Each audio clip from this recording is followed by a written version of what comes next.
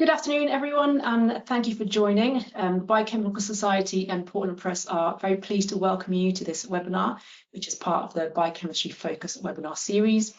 Topics in this series include different research areas in the molecular biosciences, as well as practical sessions to support career development. Each webinar will give you the opportunity to ask questions via text, and we also welcome suggestions for future topics and speakers to feature in our webinar series. So please go and check out the website for more details and send your ideas to us. My name is Professor Leanne Williams. I'm a Professor of Life Sciences Education at the University of Warwick, the School of Life Sciences. As well as teaching across a range of biomedical science subjects, my focus is transitional barriers, accessible and inclusive education, and skills acquisition. I'm also excitingly newly appointed academic lead for LearnSci, an exciting small edtech company who last year won the King's Award for Enterprise Innovation for our digital resources, which improve core, quant and analytical skills for undergraduates. I'm absolutely delighted to be chairing what will certainly be a thought-provoking presentation. So today's webinar is titled Process over Product, Incorporating AI into Assessment. We will hear from Professor David Smith and Dr. Nigel Francis, who will explore how AI has been used and utilised in bioscience education, both within and outside the classroom, and discuss how we can adapt assessment strategies to enhance them further, and I'm sure will help to alleviate some of the concerns I know are permeated through the sector right now around generative AI. Before I hand over to our speakers, I'd like to mention that questions will be asked at the end of the webinar, but please do send in your questions during the talks. If you have a question, please type it in the question box as shown in the image on the screen and state who your question is for, please, and we'll try and get through as many as possible at the end. Firstly, I'd like to introduce Professor David Smith, Professor of Bioscience Education at Sheffield Hallam University. David is a National Teaching Fellow teaching molecular bioscience and biochemistry. He's a Senior Fellow of the Higher Education Academy and has received the Sheffield Hallam Vice-Chancellor's Award for Inspirational Teaching. David has been research active in the field of biosciences for over 20 years, focusing on molecular basis of neurodegeneration in diseases such as Alzheimer's and Parkinson's. Our second invited speaker is Dr. Nigel Francis, a Senior Lecturer at Cardiff University. And Nigel's work is focused on enhancing immunology education. That subject's very close to my heart, so I'm looking forward to hearing what you have to say, Nigel. And he's received several prestigious awards for his work in this area.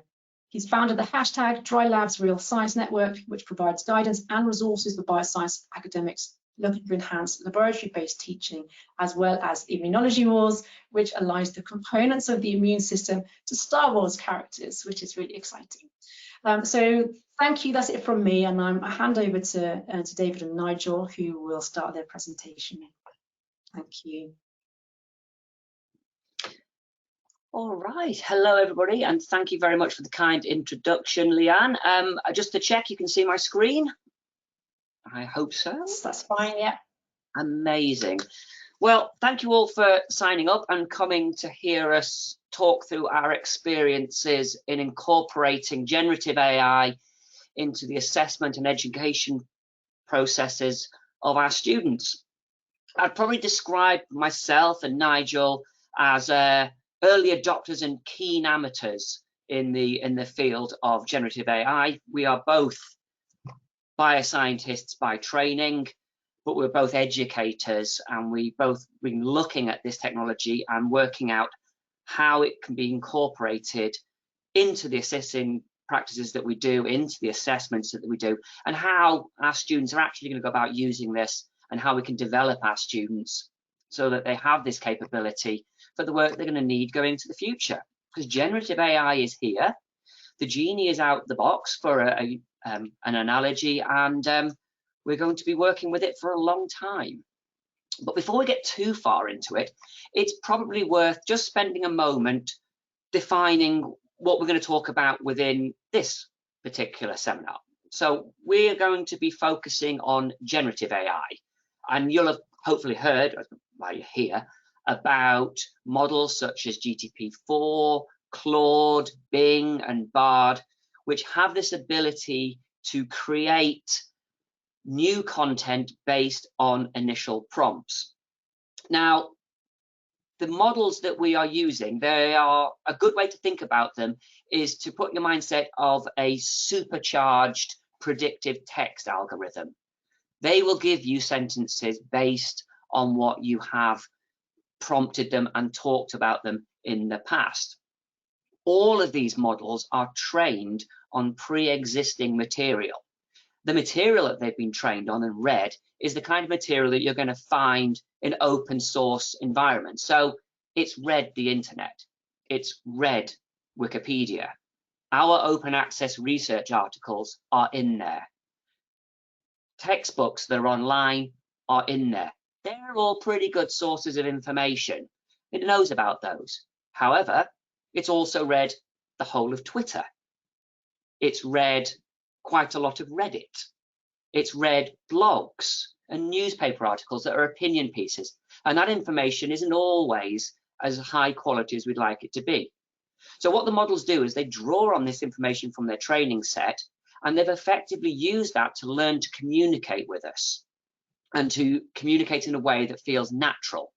So when you put a prompt into a model, it is predicting the most likely set of words or images based on that prompt coming out the other side. So something that's well represented within its training set, for example, PCR protocols, there's loads of those on the internet. Most of them are correct. When you put a prompt in around that, the statistically generated answer is generally correct and of high quality. But if you put in something niche, new and unknown, the answer that comes out the other side isn't always as robust as you'd like it to be. So these models then, we need to be aware of how they operate and thinking that they're not sources of information, they're not things like Google, and they are just predicting text based on prompts. But that is very powerful and they can be used in a number of different ways. So I like to think about this, and because it's a biochemistry audience, I can get away with this diagram. This is the standard energy diagram for our enzyme kinetics. And if you were a student and you were thinking about what I'm going to call my assignment coordinate, which is how far you've got through the assignment, we often have this high energy assessment panic. And if I have to be honest, myself and a few of my students, that's probably the night before submission. And then you come out the other side with your student and the assessment effectively done. What AI is doing is not really changing the product coming out the other side if you're using it correctly, but it's increasing your workflows. It's increasing or decreasing the amount of energy it takes to get going. So it can help you generate structures. It can help you get across this initial panic state by giving you insights into the knowledge. And it can help you polish them up to give you a near final product that you work with and then release. So it's lowering the energy needed to create material, but it isn't creating the material for it. If you're using it to create material, then you're probably using the models incorrectly. Think about these things in terms of decreasing workflows and making things go more rapidly. We would argue, and I think Nigel will agree with me because we talk a lot, that AI is now part of the writing process. We're very soon, if not already, going to be in a situation where the line between a human-generated information and the line between machine-generated information is blurred. There is no clear definition between where, for example, my writing starts and the AI model's writing finishes. They overlap within the middle. So my writing process has now become using things like generative AI models like ChatGPT through multiple iterations, which I'll show you in a second, to generate structures and outlines and a little bit of understanding. You can use these models to search the literature with apps like Consensus that will draw out real research papers and summarize them for you. There's a variety of other apps out there like Jenny and other text-based ones that will help you wordsmith what you've done and work with the information that you've got. And then there are proofing tools at the final end that will polish up the grammar, they'll put it into the right context and help you out. So it's built in directly into the work that we're doing already. And a number of these tools are now already embedded into the standard models. So when I'm writing or when I'm starting to talk with my students about writing, what we can do is use things like Consensus. Consensus will take in research questions as natural language, and it will search the database. It will pull up articles that are relevant to what you're doing, and it will summarize and synthesize those articles. Everything in this database is a real paper. And what it's done is to draw that information together and create a new summary of everything that's going on. Elicit does the similar thing. Again, here I'm searching using a research question rather than keywords, and I'm pulling up key papers. And one of the cool things about this kind of technology is it will go into those papers and it will pull out things like effect sizes, p-values, methodology, n-values, and collate all that together. It does little reviews for you really quite quickly. One of the caveats behind all of this, though, is not all the papers show up, and sometimes you miss things that you might not have found by using things like Web of Science or Scopus, but it is another way in to the literature. Now, once you're going and you've got a body of literature and you've read about it a little bit, you can use these models to help you generate text through things like iterative prompting, which is something that we're going to talk about later on. Actually, we're going to call it chain of thought prompting. Here I'm using it to generate an essay on my subject area. I do proteomics when I'm not doing education, and so I teach my students about proteomics. And so here I'm using it through multiple prompts to help me generate an outline for an essay. So I've got it to say, what is the difference between data dependent and data independent acquisition? And it gives me some nice examples. Now I've got these examples, and because I like to use iMobility in my work, it's something that's a cool technique. I'm going to ask the model to emphasize that and talk a little bit more about these types of instruments. So what type of mass spectrometer would you use if you're doing this? And it's going to give me some examples based on the uses that it's already mentioned. So here it comes. It's going to pop them up.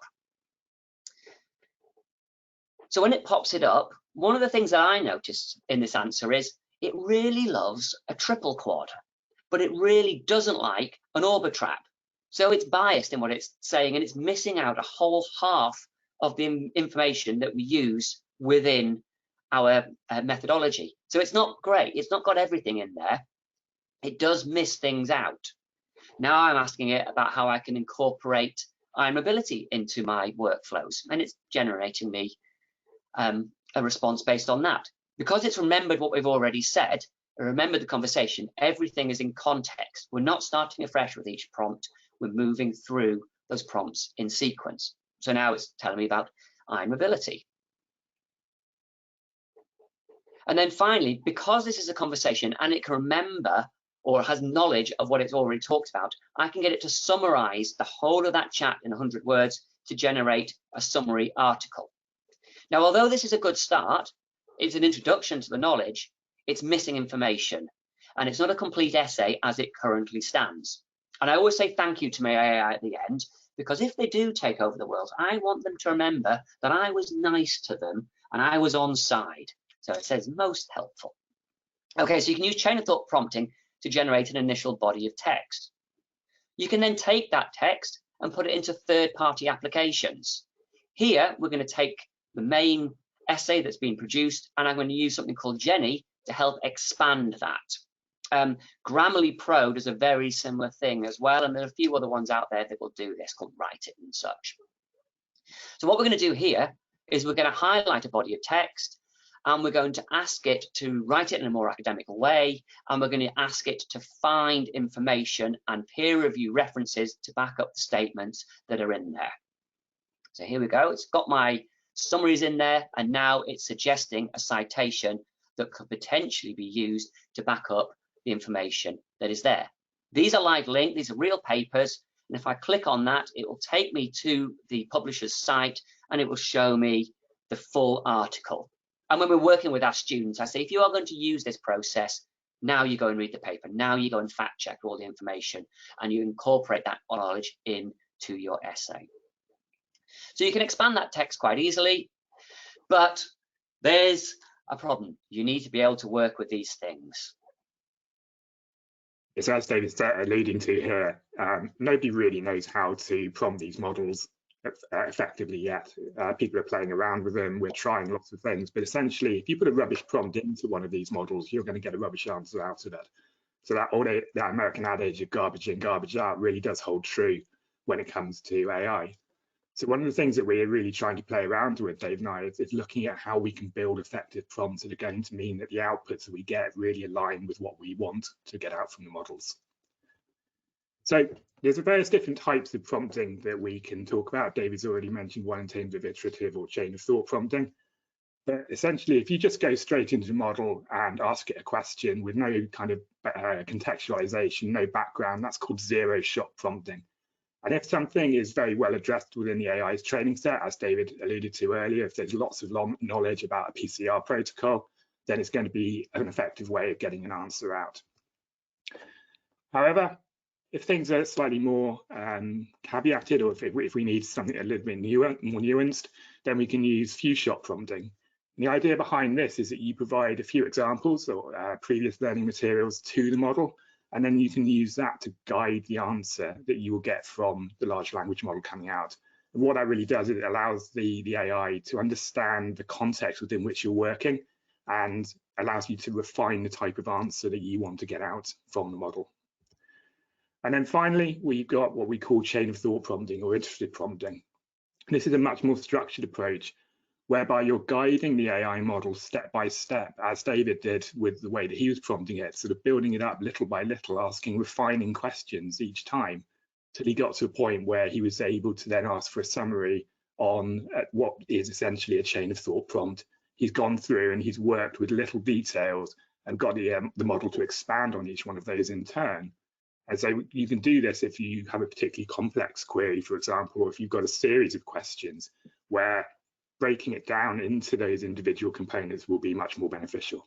Excuse me. So as I said, nobody really knows what the most effective way of prompting large language models is yet. Lots of people will be on Twitter claiming that they do and trying to make lots of money out of it. But essentially, everybody is playing around with these models and going in blind. But if you do look at a lot of the proclaimed experts in this, there are several things that tend to crop up most times. And Dave and I have sort of broken this down into a list of 6 things that we think need to be within a prompt, which essentially is the task that you want the AI model to do, the context that you want the model to work within, examples, so if you're able to provide examples of your own work, the persona that you want the model to take on, the format of the output, and the tone that you want the model to write in. And so we'll just talk about each one of those very quickly in turn. So with the task, what you're trying to do is define what you want from that model. You want to define your goal. And in doing this, you want to be as detailed as you can and precise as you can, but also be quite succinct. You don't want to overload the model with lots of information. So if you were to write a massive essay about what you want ChatGPT to do, for example, it's going to become a bit overwhelmed. The answer you're going to get out is not as detailed or as good. So it's really important to try and be concise and clear. So using an example there, a really weak prompt would be something about tell me about DNA. It doesn't have any kind of a task associated with that. What do I want to know about DNA? Is it the structure? Is it the function? Is it how it's made up? What do I want to know? And so a better way of starting that prompt would be to ask the model to explain. And that's a key term there. You're asking it to explain rather than tell. And then the key structural features that make up DNA. So again, a much more refined question I want it to address. So that's the task. In terms of the context, you can then refine the output to suit your needs. So we started off with explaining the key structural features that make up DNA. That's our starter prompt. But in terms of the context of the essay or the piece of work they want to write, I want to focus on the discoveries that have been made in the 21st century rather than the sort of like the more historical features. So I'm providing more context to the model about where I would like it to focus its answer. Examples is optional, but it can really help to refine the outputs that you get from the model. You can essentially train the model to write in your own writing style. So you could feed it your piece of examples of your own work and it would start to mimic your writing style. You could feed it bits of information from textbooks or from papers that you find really interesting and you know contain some of the information that you want it to draw from. So essentially you can refine the training set. But here what we've done is essentially said that I'm going to provide a piece of text as a template, and you would then copy and paste or upload a paper or however you want to interact with the model. And you can ask the large language model to mimic the academic language and the style of that piece of work when you're providing that overview of those key structural features. So you can see we're starting to build up that prompt layer by layer. You can also ask the models to take on a persona, and what this does is it refines the level or the expertise of the model. So rather than drawing from its entire data set, you're trying to get it to refine and give an answer which is appropriate for your context. So the persona in this case is a first-year university student in the UK. I always find it really important to define where you are geographically because of differences with educational levels. In terms of an entry student in America, it's very different to an entry student in the US. It's very different to an entry student in Sweden. So defining where you are geographically as well can really help the model give you a better answer. And so saying that you're a first-year university student and that you want to focus on diversity and gender, it's giving that persona of what you want the model to do. And then the format, it's really important that you define what kind of an output you want from the model. So do you want it to be a piece of prose? Do you want it to be a numbered list, a table? And so you can ask it to outline the structure of an essay with a bullet pointed list of headings and subheadings. And what that will allow you to do, as David has spoken about previously, is to build up the structure of an essay and lower that activation energy of getting over that initial blank piece of paper terror that students feel when they approach an assignment, and actually have those headings and that structure there that the students can then go and find the information for and to fact check. And then finally, the tone. It's really important you define how you want the sound to come out from the model, what sort of academic language you want. So here we said we want it to be a formal academic manner with appropriate references. You're telling it what tone you want the output to be. And so from starting off with a really weak prompt to tell me about DNA, what we actually end up with is something along the lines of this: of writing in a formal academic manner with appropriate references, provide me with the structure of an essay using a bullet pointed list of headings and subheadings. You are a first year university student in the UK who wishes to acknowledge the diversity and gender in scientific writing. Using the provided text as a template, mimic the academic language and style when providing an overview of the key structural features of DNA, focusing on discoveries made in the 21st century. You can see there's lots and lots of detail within that prompt, which is now going to help that model to produce quite a detailed and focused answer. However, as David alluded to, who's a jump to? As David alluded to, there's a lot more that you can do with these models, so I'm going to pass back to him. Okay, so thanks, Nigel. So they can really, your prompting and the way you prompt will give you good interactions in the textual space. But one of the things that these large language models and the generative AIs are really good at is coding, decoding, debugging, and in a part they can, with prompting and use, talk about data analysis and get you into data analysis. And this is where I've been using this with some of my students to get them going and help them, support them when using packages like R and Python to do their data analysis.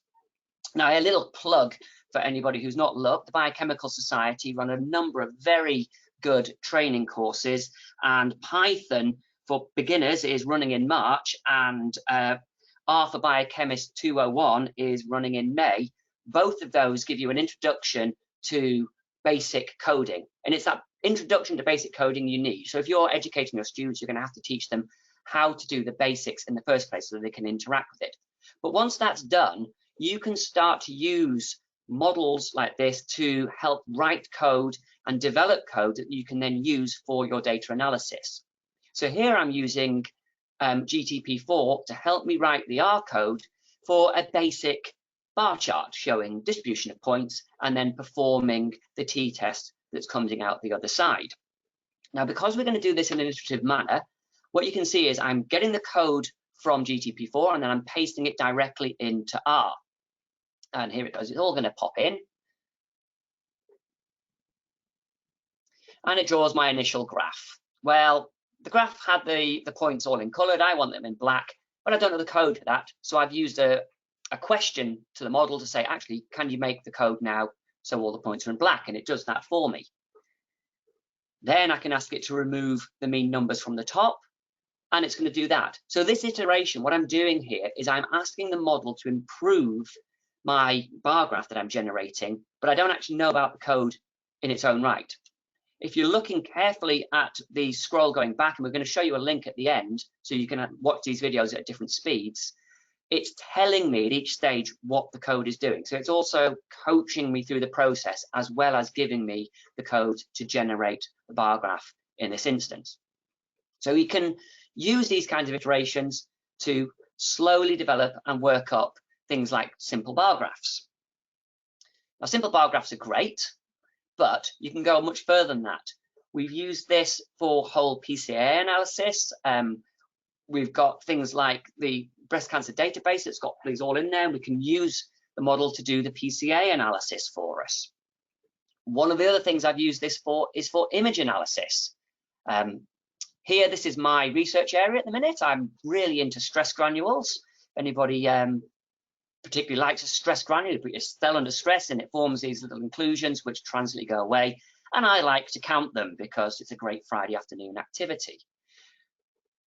Now, what I've been using is GTP to generate the Python script so I can automate that process. I generated a few model images and I put those images into the model and said, look, what I want to do here is count the number of yellow dots in here. How can I generate a Python script that is going to do that? So now it's going to generate, it's done the masking and highlighting, it's done the initial identification, it's going to work out what cylindricalness we need or sphericalness to be part of the counting, and it says I've got 59. Now I've got it to write another prompt that repeats this image analysis exactly as you did it, and I can export that code as a Python code into a third-party application, into my Python model, and do the rest of my analysis offline. So you can use these tools with your students to help them work up the coding that they're going to do. Now, what I would suggest, and the way I'm suggesting we do this with the students and our research community, is you have to be very careful about putting data into your models, into these generative AI models, because as soon as you put it in there, it's like putting anything on the internet, you've lost control a little bit. So we use model data to generate the algorithms and generate the coding that we're going to need to do. That goes through my generative AI, and then I take that code and use it for offline analysis later on when I do my batch analysis of all of my images. And in that way, I'm not actually putting my personal research data or my students' research data into the model. I'm using the model to generate the code, which I then go and use later offline and validate and make sure it's all working. So it didn't really speed, it just sped the process up of generating that code. I could have done that myself, but it would have taken me longer to do it. The idea here is the model has just increased my workflow. So onto the meat of it. We've talked, given you some ideas about where these things are.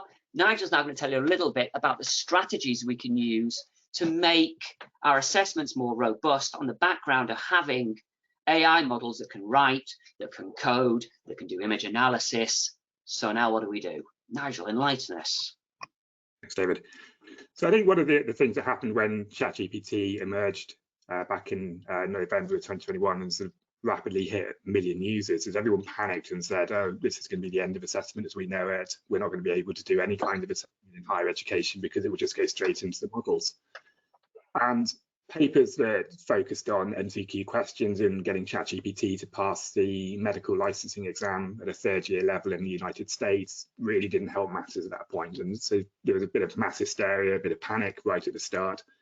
And then, as academics always do, we sat back and we thought about it a little bit and we realized that this is just another tool. This is the next inception point in education. So the internet didn't signal the end of universities, books didn't signal the end of learning, as Plato or Aristotle postulated, ironically, while writing that in a book, actually. But in terms of the strategies that we can use with these models, as David said earlier, there's a lot of bias built into them. So there's a lot of good information, there's a good background knowledge, but in terms of some of the more detailed understanding of a topic, these models really can be lacking. So you need to make sure that the outputs you get from these models are fact-checked and that they're not biased. because essentially, if you take information from one of these models and you submit it as a piece of work, you are putting your name on what that piece of work says. So if there is bias in that answer, you are essentially admitting that you are biased.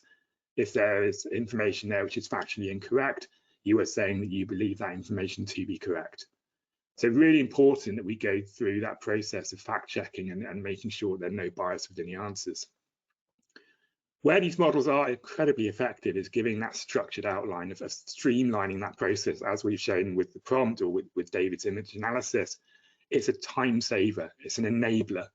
It allows students to achieve more in a given time frame, but it's really important that we are then allowed to take that broad overview and then build on it, to put that student stamp on it. And so what David and I have been talking quite a lot about recently is assessing the process by which that is fact checked, how they find that information, how they validate that information, how they critique it, and assessing that as opposed to putting all of the emphasis on the product that the students get out. And so by focusing on that production stage, you can really test the understanding and assess the understanding of the students. So what we're talking about here essentially is a process-orientated assessment. This isn't exactly a new idea. We've been doing this for years. And essentially it's process versus product, that continuous evaluation of what the students are doing, getting those students to reflect on what they've done and encouraging that iteration. So getting them to submit drafts, asking them to do reflective pieces where they ask what they've done within a piece of work and how they're going to apply that to the next piece. Essentially, that's something that's been around in higher education for years. So we're not really reinventing the wheel here, but what we are trying to do is to provide some structures that will allow students to really formalize that process and for it to be assessed.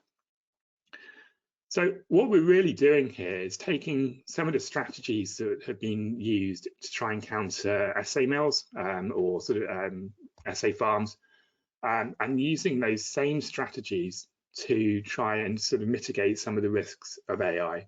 So essay mills have been around for years as well.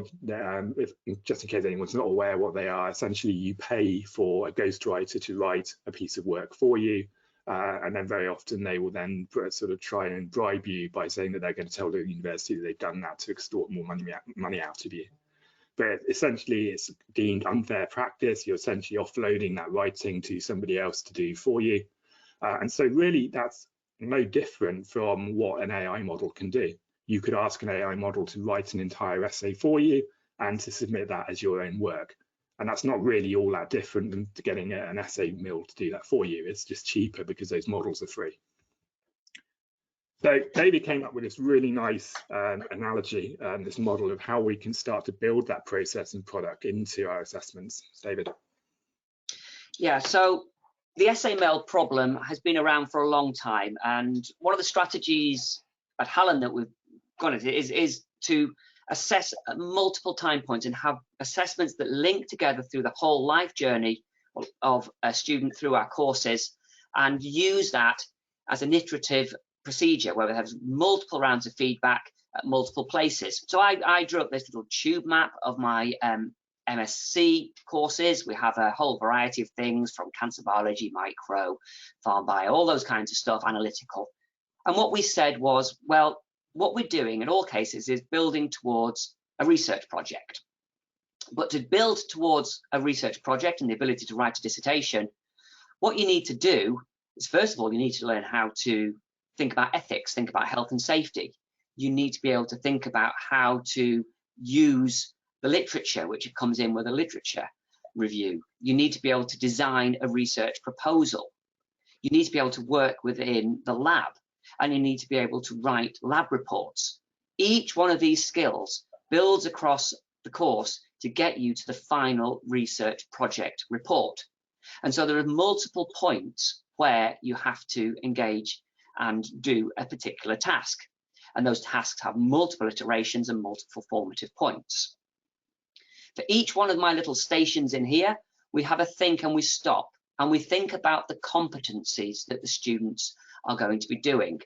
And in any assessment, this is a great thing for educators to do, to stop, to think and to say, well, by doing this assessment, what do I want my students to be able to do at the end of it? What is the actual underlying skill that they need to do that? And if you were thinking about a research project or a research dissertation, then you need to be able to formulate research questions. You need to be able to look at the literature, engage with it, find out where the next iteration is going to be, where the next gap is going to be, and where your contribution is going to start. So you need those generic research skills. To be able to do that, you need an understanding of the subject matter. You need to be able to know your subject, know what the ideas are, and gain substantial knowledge. You need to be able to think critically. We're scientists, after all. We get our data, we think about it, we critique it. We see other people's data, we think about it, and we critique it. So we want to be able to ask students to be able to analyze complex ideas from multiple different places and evaluate evidence. And then finally, we do want writing skills. It's very important to be able to write in science and academia. It's one of the primary main ways at which we communicate with each other. We write papers, we share those papers. We write lab reports, we share those lab reports. We write briefing documents, policy documents. So of course, writing skills is fundamental to what we want them to do, but it's not the only thing.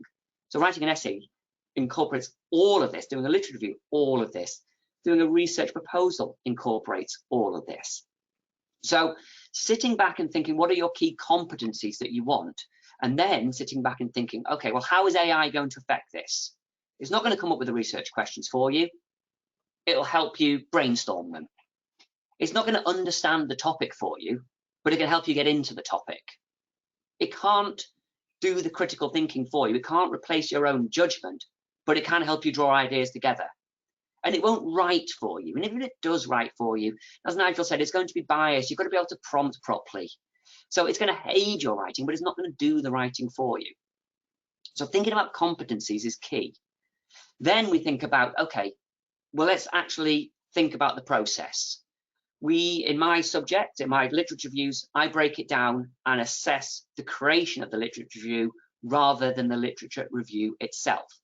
And if the students choose to use AI through that, and I do use the word choose for reasons we're going to say at the end about digital accessibility, I ask them to write down what prompts they did and critically how they address bias, how they address gaps in the knowledge, and how they use these final outputs in their reviews. So we don't discount it, but we make it part of the process. And by making it part of the process, we also make it robust. These models are the worst they're ever going to be. They're only going to get better. And so by having a process-based assessment where the tool is independent of the assessment, you can keep incorporating different aspects as you're going along.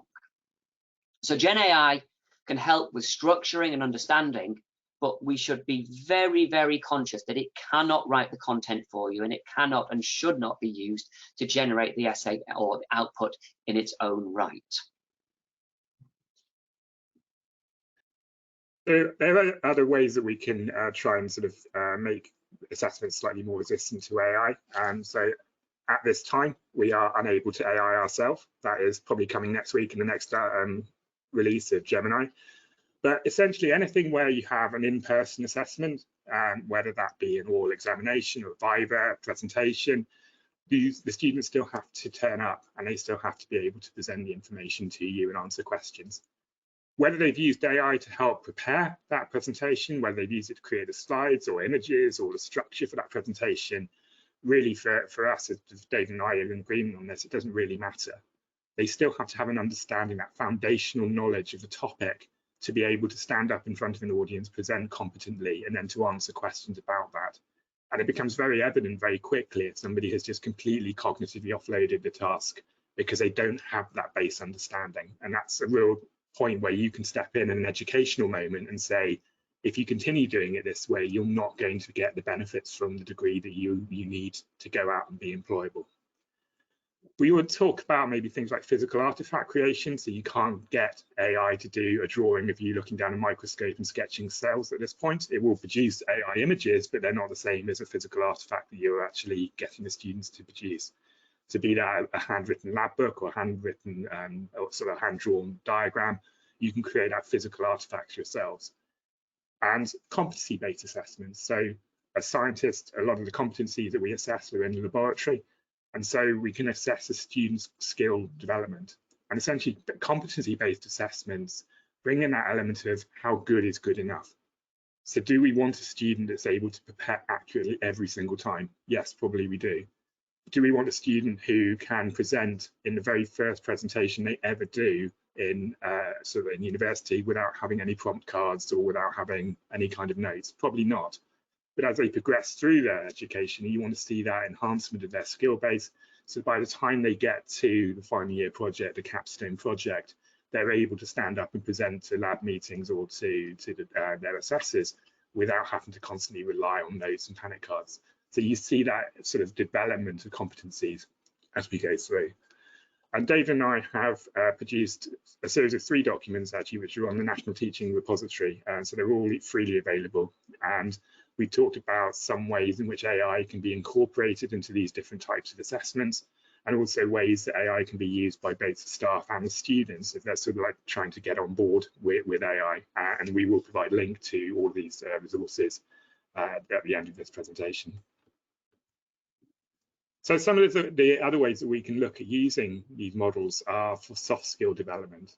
So I have an argument very frequently with members of staff within Cardiff that the subject that you teach a student really doesn't matter.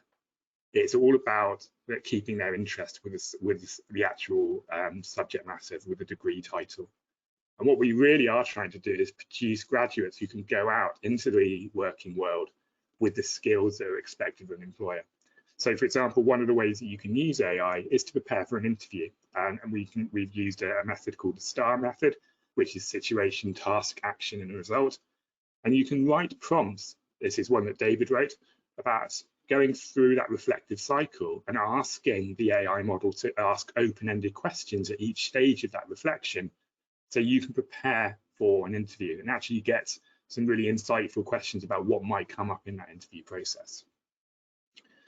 You can also then use it sort of for interview practice. So you can have a conversation with that AI. You can ask the AI to take on the persona of an interviewer and ask questions. And so you can almost have that preparatory phase of an interview or a viva. And this is really adaptable to any kind of oral interaction. And you can get the AI to also give you feedback on the answers. One of the nice things with GPT-4 is that you can record your voice. So you don't have to type in all of your answers into the model. You can actually record it orally, and then the AI will analyze your response, and then it will give you feedback on that response. So there's ways that you can incorporate this outside of the academic discipline, but also in the soft skill development as well. David. So as well as those soft skills, the AI models are have great potential in supporting inclusive practice within our education. So, for example, you can use these models to take videos and convert those into notes. Those notes that have been generated can be then converted into audio. So if you can't access the video easily, you can access the notes. And if you can't access the notes, you can access the audio, and round that circle you go. So there's many different tools that can use and get into those environments. And those notes can be written directly from transcripts and adapted to your students through writing the prompts in the right way and pitching them at the right level. The tools now have got really good at looking at images. This is an image from my last Scout camp, but it gives a really good visual description just with the prompt, describe this image, and says everything that is in there. Really helpful for generating those alt text images that we do on our slides. Really good at coming around and describing what you can see. So they have benefits in inclusive practice. But we need to be aware. Nigel, tell us why. So one of the real concerns with AI is the idea of this digital divide. Those students that can afford to pay for the latest and greatest models, those students that can't. And there's data out there from OpenAI itself suggesting that the latest model of ChatGPT performs around about 15 to 20% better on MCQ questions across a diverse range of subject areas. It's particularly good within sciences, actually, where it's very, very factual recall. And so we have to be really, really careful in mandating the use of AI in any type of assessment. And David and I are both in agreement of this. At this point, we cannot. unless as an institution you have a license to a piece of software which is available behind a paywall for the university, we should not be asking students to use AI for any assessments. They can opt to use those tools if they want to, and then document the use as David has highlighted with that process product assessment. But asking students to use AI where they have to put confidential information into the models, so you have to sign up for a vast majority of these tools, and you have to provide them with names, email addresses, phone numbers. We don't really know what happens with that information. And some students are very uncomfortable with that. They don't want to provide that information. So straight away, you're alienating those students who are not comfortable signing up for a tool, who don't want that sort of privacy concern. As I said, the difference between an output that you get from 3.5 and 4 is night and day. And David and I, both reasonably well-paid academics, we both subscribe to the paid model. But that's something that a lot of our students won't be able to do. That £20 a month that you have to pay in order to get access to GPT-4 is beyond the means of some students, but it's not for every student. And within Cardiff, our definition of academic misconduct is gaining an unfair advantage. So if a student signs up to the latest version and other students are not provided with that version, is that student technically committing academic misconduct because they have an unfair advantage in terms of the output they're getting from the models compared to those students who are unable to afford it? So we have to be very, very careful here in terms of the way that we start to incorporate AI into our assessments with that in mind. So I think that's really a major take home that I'd really want to emphasize for this talk, is that we should not be mandating the use of AI in any of our assessments unless you provide access to a paid latest version of that tool. Yeah. There's something else in terms of the cultural sensitivity as well, that if you ask ChatGPT, actually I think this is mid-journey, but to basically generate an image of a biochemistry professor in the UK, then it will produce 4 images that look very much like David, of a white male. It will produce an image of 4 white males sitting in a lab, and we all know that that is not the case. We are fully aware that there are female professors working in biochemistry in the UK, and so the training set that the model has been trained on is inherently biased towards white males. We also see obviously different ethnic backgrounds as well represented within the UK, and so it's really important that we acknowledge that bias. And so one of the ways of doing that was to actually to modify that tweet that we had, the prompt that we had, to include something like, can you tell me more about the contributions of Rosalind Franklin? So you really emphasize that you want it to be something that is gender diverse. The other thing to consider is the ethical implications of this. So I read a stat a few weeks ago that the data farms that are powering these large language models produce as much CO2 per year as all of the long haul flights around the world combined. So the environmental impact of these tools is something that we really, really need to think about. As David said right at the start, the genie is out of the bottle. The only way it's going back into that bottle is if the environmental implications of it become too great and governments start to shut down these server farms. But I don't think that's a likely thing to do. The other side of it is the data cleansing. So the way that these models were trained, as David said, is that they would basically they read the entire internet. And as we are all aware, tragically, there is very flawed data, very disturbing data out there on the internet. And we didn't, or the companies didn't want that data to be within the training set. And so they paid people, particularly in African countries, very low wages to cleanse that data. And those people had to sit in front of computers and were exposed to horrific images, to horrific text outputs, which they then had to screen out and remove from the training set. So there's also a very sort of ethical implication to the use of these models as well. David. So that's us. We're happy to take questions at the end. Thank you so much for listening, and I hope you found it useful. The QR code on the screen will take you to a website that we've created, which has all of the videos we've used and a more in-depth prompting scenarios, laid out and some more examples. It also has a little feedback form on there. So if you like the website, share it with your friends and tell us how to make it better. Leanne has reappeared and probably, hopefully, has some questions for us.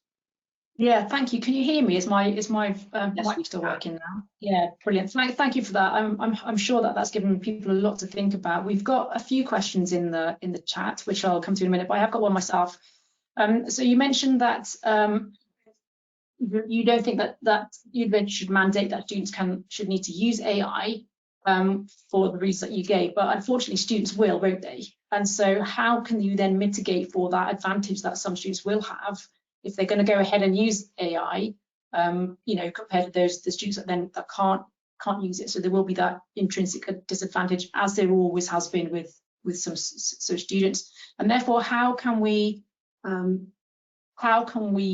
manage that in terms of students that get an unfair advantage using it if they're not supposed to, and students that, if they are allowed to use it and just take whatever off the output from the chat into their assessments without even bothering to, you know, try and make it their own word.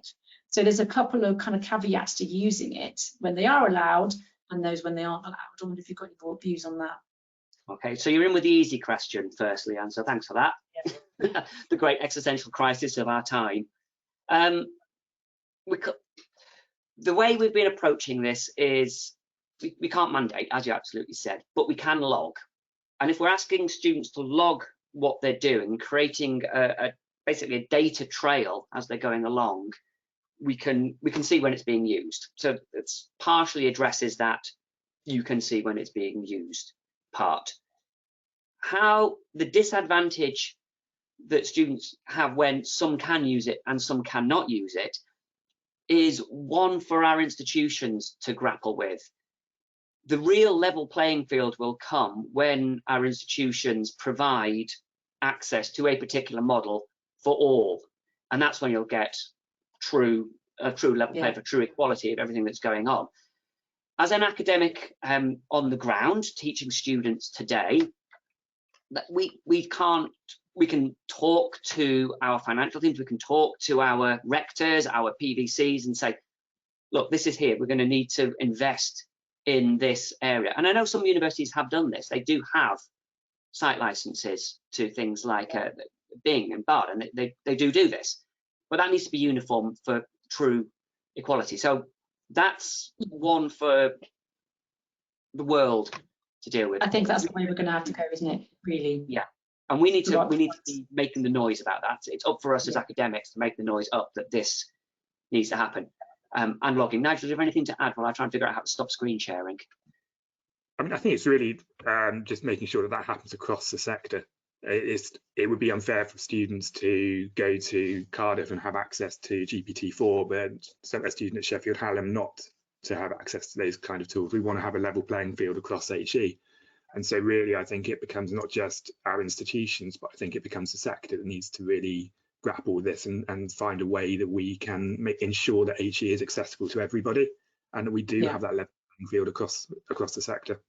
Yeah, of course, it has huge strengths for inclusivity and, you know, leveling the playing field if it's used correctly.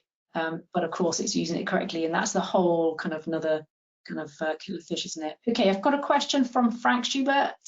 I think I know who Frank is. So, interesting approach to the literature review.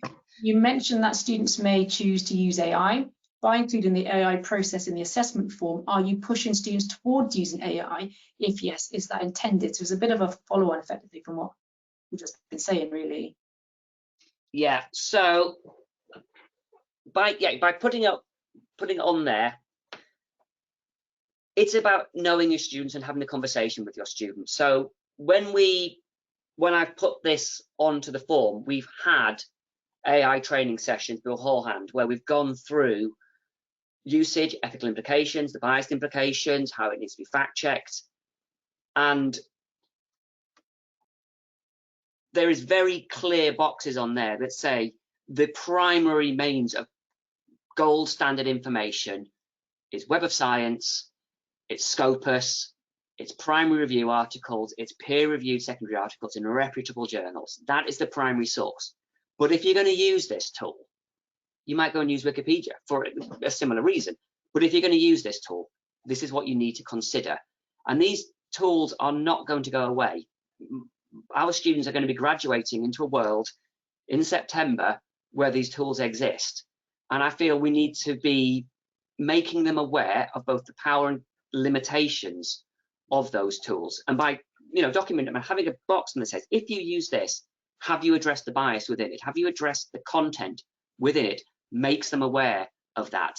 And none of my marking grids, none of my rubrics have any mention of AI within them. It's all about, have you demonstrated the knowledge you are using is of high quality? Have you demonstrated critical thinking and analysis? So it's not in the marking criteria, and I make that very clear in the conversations with the students for exactly the reasons Frank said. Yeah. Thank you. So we've got loads coming in now. Well, we're running out of time, so I'm just going to have a look through. So one from Richard, question for Nigel. Following his discussion about building up prompts, does it make a difference to the output if the prompts are built up bit by bit into the AI tool compared to the ideal prompt when it's submitted in one go? It's a good question. So that's a really good question. It depends on the model, to be honest with you. If you're using the more paid version of GPT-4, I found that actually putting a fully built prompt in, it will produce a very good output. Refining that prompt through that iterative process, as David demonstrated, can help to really get a sort of a much more nuanced answer, a much more refined answer. I think it really depends on the type of query that you have. So if it is something like the structure of DNA, which is very well documented within literature, then it's going to be able to cope with that with a sort of a zero-shot prompt as that would be if you were to put that entire prompt in. If it's something that's much more complicated, where there's more variation in opinion or it's more cutting edge, then really building up that prompt bit by bit. But I think the key point is having a good starter prompt. You've got to make sure that you provide that sort of that base starting point for the model to be able to produce an answer. And then obviously, even with that, you can then refine that prompt even further. So if it doesn't give you a bit of information you want, you go back in and you say, well, actually, I want you to tell me about this as well.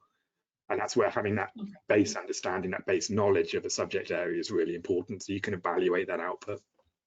Okay, thank you. I think we can squeeze one more in before I have to wrap up. If GenAI can draw ideas together on a topic and produce text that achieves a low passing grade with no human intervention, what should we be assessing instead, and how? You start from that standpoint. If you're purely assessing an essay which is just knowledge, then maybe the idea is to think, well, okay, let's push the essay. Let's have the next bit of the essay. What would be the future directions of this work, and put more emphasis on the like a future research plan or a greater drawing together of ideas. But you're right, you can in straight exam style essay answers, it can do really quite well very quite quickly. So it's thinking about what is those competencies you actually want an individual to have coming out the other side and focusing on those. And I think it's looking at alternatives, isn't it? We have to start looking at alternatives like those that you put up on one of your other slides, and looking at the process rather than the end point, which is what we've effectively been quite obsessed with as an institution for a long time.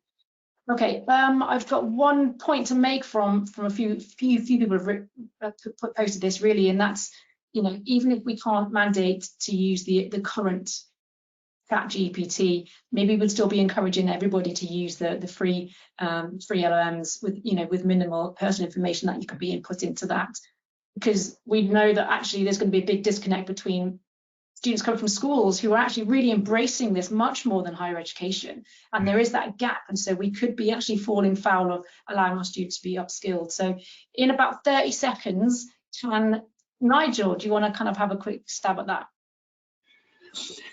Yeah, I think it's about educating our students about the ethical use of these tools and really training them up so that they can go out at the end of their degree as a graduate and use these tools in an ethical manner. And we know they're being used in the workplace. I think our job is to try and make sure that the students understand how to use them correctly and that as academics we are upskilling ourselves so that we can provide that guidance to those students. I think that's the way that the sector is going to move. Okay, brilliant. Thank you. Okay, well, I'm going to have to wrap up there. So thank you, David and Nigel, and anyone for attending. You can continue the conversation online and follow Biochemistry Society and at PP Publishing on Twitter. We welcome suggestions for future topics and speakers. And if you have an idea for another webinar in 2024, we'll invite you to submit a proposal for that. And you can find out more information about the webinars, propose your webinar ideas and watch previous recordings at the www.biochemistry.org. And so please, all of our upcoming webinars are listed on the website. So if you've missed any of the 80+ webinars that we've already run as part of the series or would like to watch them again, please visit the website or the YouTube channel. So please join us on the 8th of November, I think. No, so the next one, 22nd of February, computer-aided drug design, types, uses and opportunities, which sounds really exciting. So please come and join us for that. And finally, I just want to highlight how useful it is to maintain communities. So please look to the Biochemistry Society for joining and in joining with other community opportunities. And I think that's it from me. And again, thank you all for attending. And hopefully we'll see you in other webinars in the series ahead. Thank you very much, everyone. Thank you. Goodbye.